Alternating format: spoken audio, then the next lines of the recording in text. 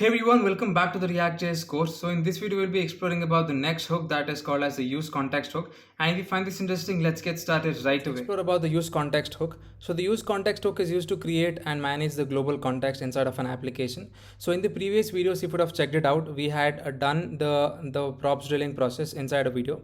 So in that video, we had taken the example of a counter. So as you can see inside my app.js, we have a counter component that is being rendered inside the return block. And to the counter component, we are passing two props, that is the counter value from the state, and then the set counter, that is the function modifier. And if you go to the counter.js, we have another component that is a button component, to which we are passing again the set counter. Okay, so these values are coming from the props that we have taken. Okay, so into the button component, we have again the on click event for the set counter, and we are simply increasing the counter value by 1. So this was the entire process of the prop drilling that we had explored in the previous videos. Okay, so in today's video, we'll be exploring about the use context hook, and this is one of the method to prevent prop drilling, that is by initializing the global context inside our application. So let's do that first. So for now, let's open up the file tree and then create a context file. So let's say new file and then context.js.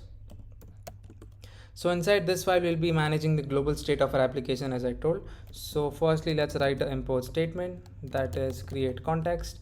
We'll also need use state. So we'll be taking the basic example, and then we'll see how can we access all the variables by initializing it over here. So nextly, first we're gonna say const, let's say any value, it's gonna be capital, equals to create context. Okay, let's start defining a context. So let's say user context equals to, so this is going to take something called as a children as props.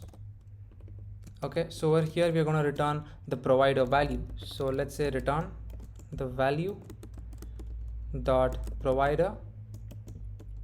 So to the provider, we're going to pass it the value of children that we have received. Okay, so whatever we initialize inside our context.js file, we will have access to it throughout each and every component as well as screen of our system. Okay, so over here, let us initialize const name comma set name equals to use state. Let's give a random name.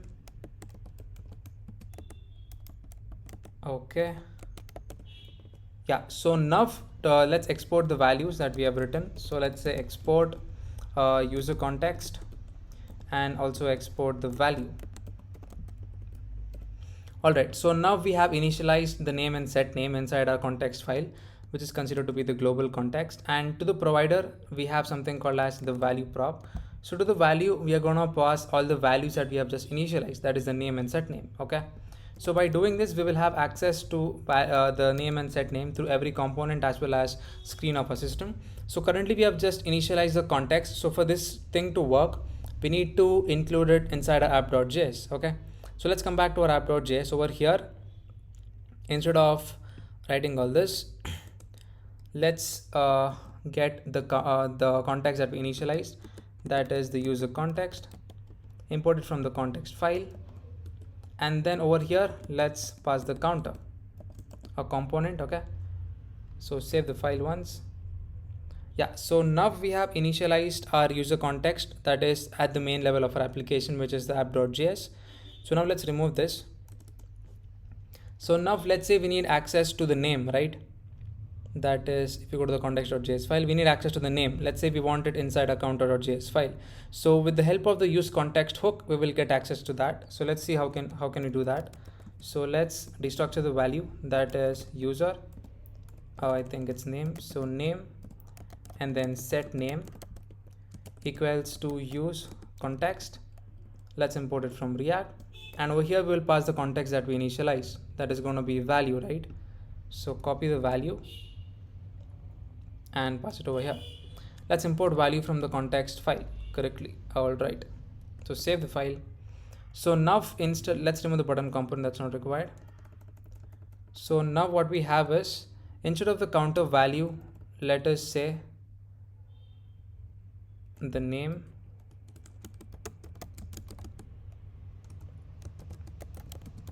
from the global context is name. Okay, so save the file. Let's remove the props, that's not required. Yeah, so let's go check out the web page. Pretty much we should see the correct name coming.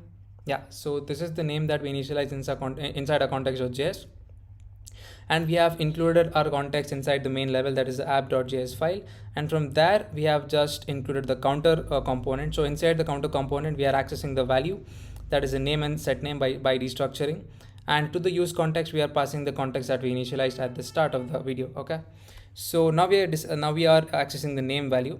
So let's see how we can use a set name. So over here, let's say we can create a button which says change name. So over here, let's create an on click event which is gonna say change name.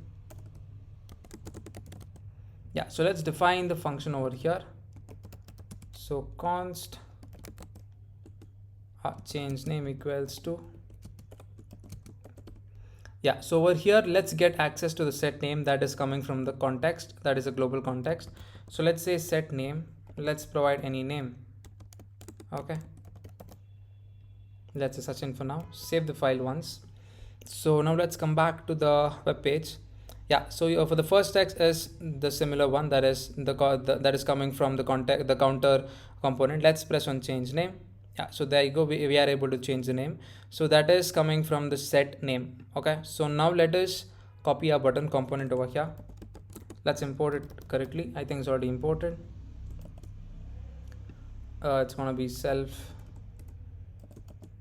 ported tag. Okay, so let's come back to the button component. Let's over here also access the value. So as I told, we have access to the user, I mean the name and the set name, through every component as well as screen of our application. So set name equals to use context, imported from React, and we're going to pass a context that is going to be value.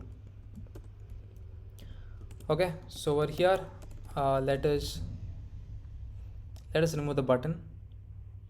So instead of the button, let us say the message h3 which says the changed name is the name. Okay, so save the file. Yeah, so as you can see, we can see the message coming, the change name is that particular one after pressing on the button. So let's give another try. So this is the first variable. So this is the value of the name that is coming from the global context. So let's say press on change name. Yeah, so as you can see, we are able to change the name, so whatever we have given inside a counter component. Okay, so that's the way we are handling the global state, as I told. So you can pass any other use state. So you can pass an empty array, you can map through the values, and then you can access in any component of our application. So that's the way this entire thing is going on. Okay, so this is the first step to the global state management system. So the next step to prevent prop drilling is Redux, that will be handling in the next coming few videos. So I think that's it about the use context video. Let's see you in the next video, and then thank you for watching.